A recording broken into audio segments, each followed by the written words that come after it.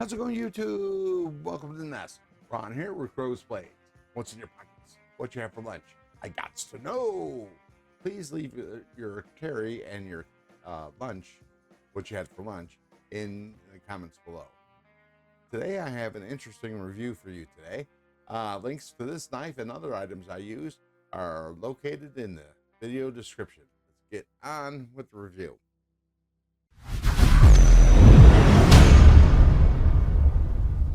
The knife we are reviewing today is the Flissa Flax handle folding.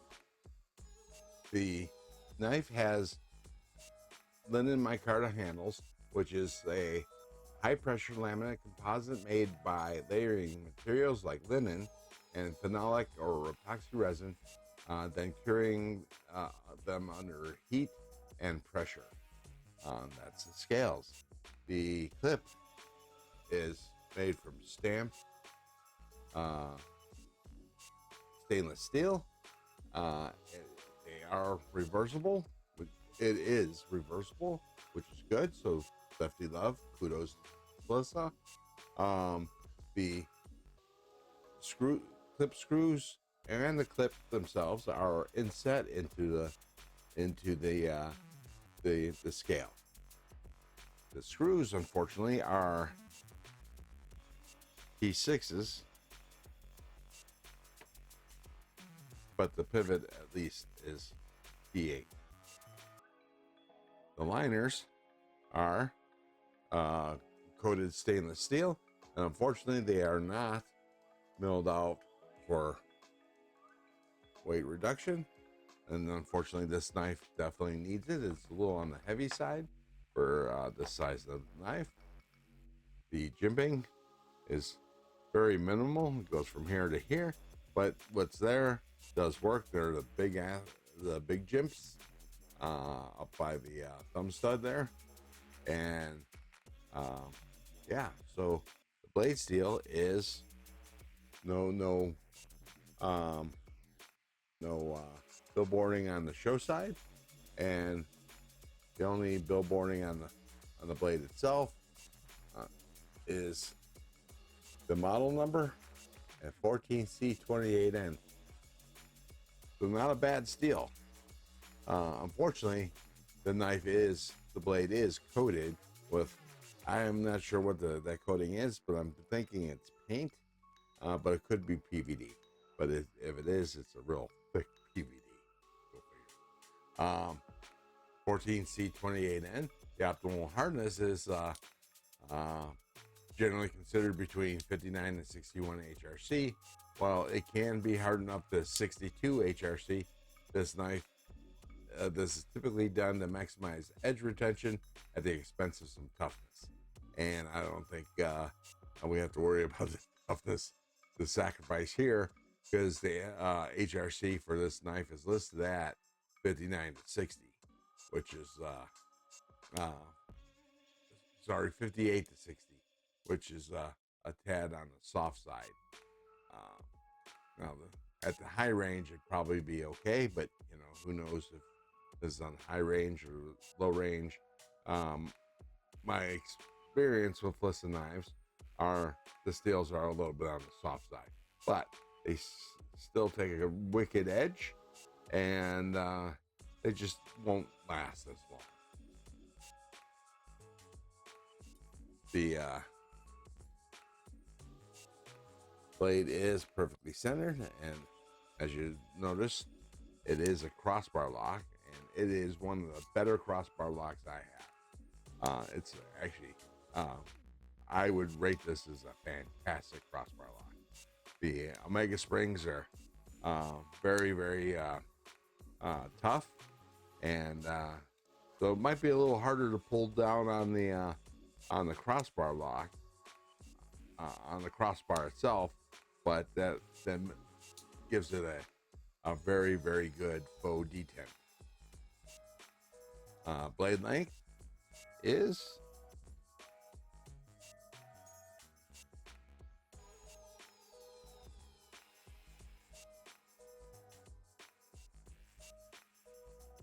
falls in at 3 3/8, and the cutting edge is about a 3 and an eighth ish, very close to.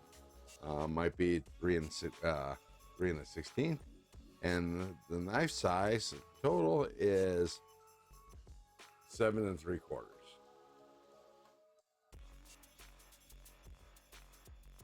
Let's go ahead and give this knife a weigh-in, and I wouldn't be surprised if it comes in a little on the heavy side.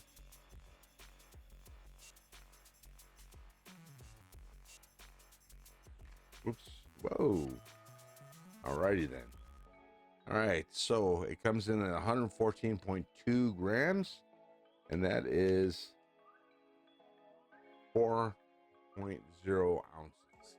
So yeah, a little tad on the heavy side, but I've seen heavier knives for no apparent reason, and this one is kind of justified with the liners being not relieved. But yeah, so I've seen on multiple YouTube channels on their thumbnails that whenever they review a budget knife, and that's the reason why I don't use the word budget, because people, knife snobs and so-called experts, kind of look down on budget knives. When they talk about budget knives, they will say, I have nothing against budget knives, but I wouldn't buy this knife because, well, it's a budget knife.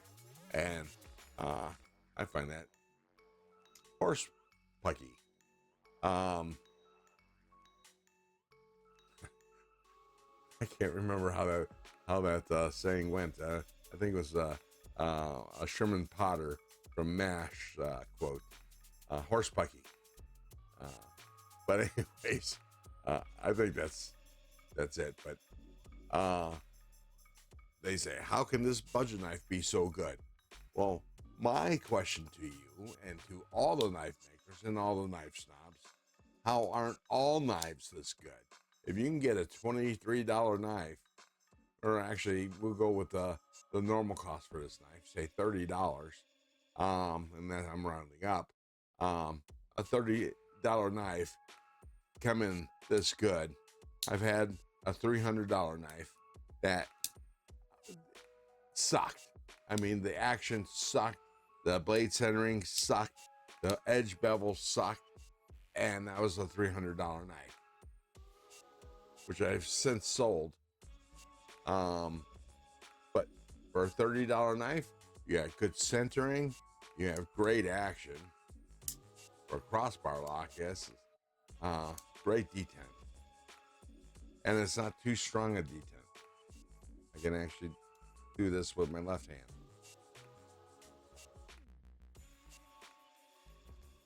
I can't undo it.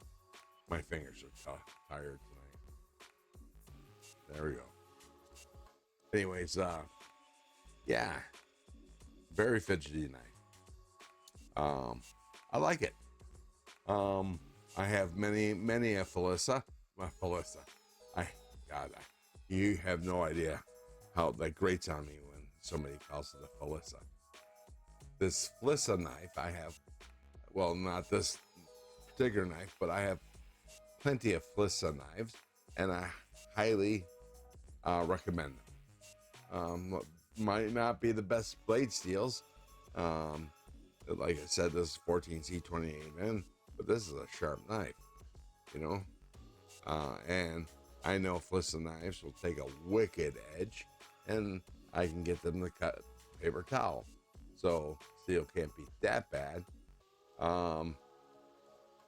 Feels good in the hand. Let's do some blade comparisons. Let's see, what knives do I have on here to do that with? I actually got Civics. Okay, we got the Kaiser. I'm going to pause for just a second, and I'm going to look this up because it bothers me that I can't remember this knife's name. So I'll be right back. Okay, I'm back. This is the Kaiser Spitfire. I had to get on the Kaiser website and search for Damascus, and there we are. So let's see. Pull out a penguin because everybody has a penguin, or has to have a penguin. See, it's a little smaller, a little larger than penguin, and also a little larger than the Spitfire.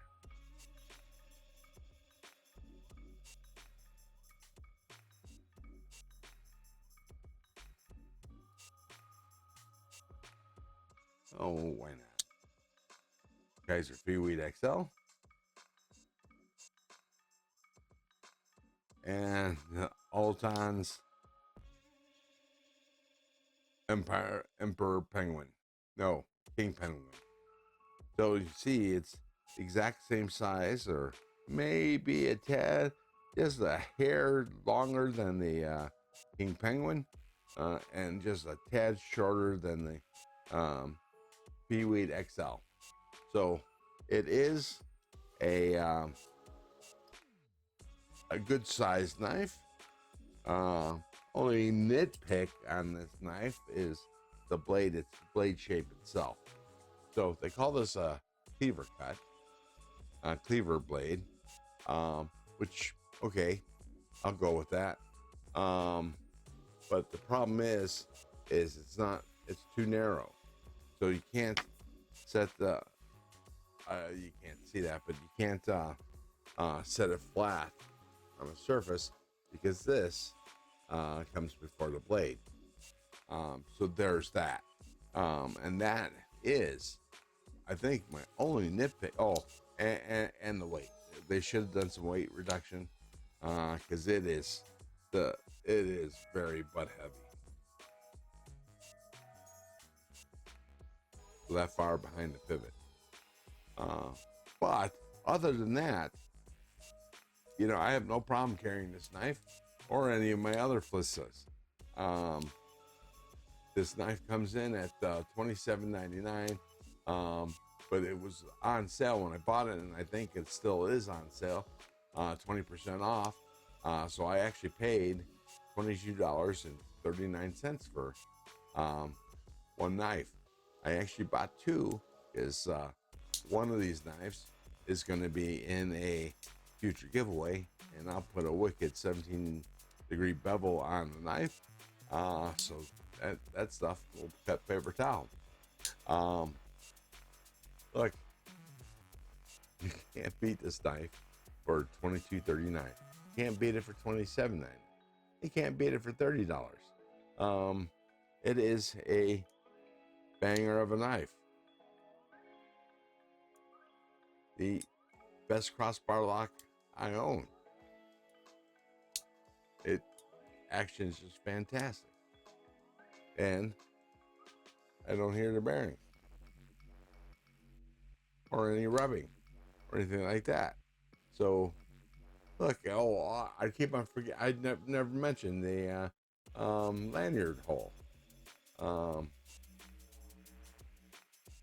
not a put a lanyard on a knife guy. I find that they get in the way. That's me. Good knife. Highly recommend it. If you like this video, subscribe for more content.